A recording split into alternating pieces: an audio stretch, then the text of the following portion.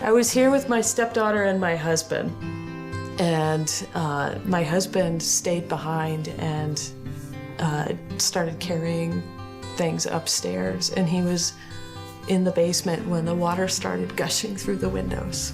We have, you know, those little upper small windows at the basement, and the water just started flowing in there. The entire basement was submerged, and then a foot and a half on the first floor of our house. We stayed most of the night at the local school, and then we found a friend whose couch we slept on the first night.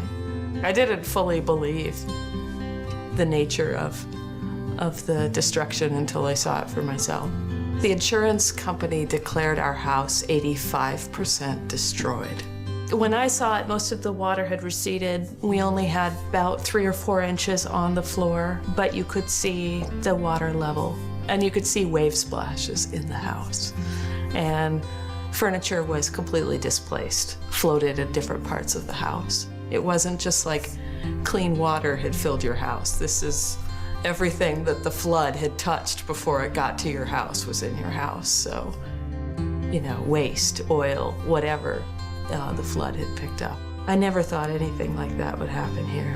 Never. I knew that Waterbury had been flooded in 1927, and a couple of the older people in town had described to me what had happened. So I was aware that it was a vague possibility. It reminded me of a war zone. I was able to rebuild my home because I had flood insurance. I didn't need to wait. Some people in other parts of town have been waiting. If you drive around areas by the river, you will note that there are some houses that clearly have just been left the day of the flood and they haven't done a thing. My annual premium for my flood insurance was $450 a year. I can understand why people would think that paying for flood insurance is too much money or they can't afford it, but it's just like you have life insurance, health insurance, fire insurance. You know, you need it.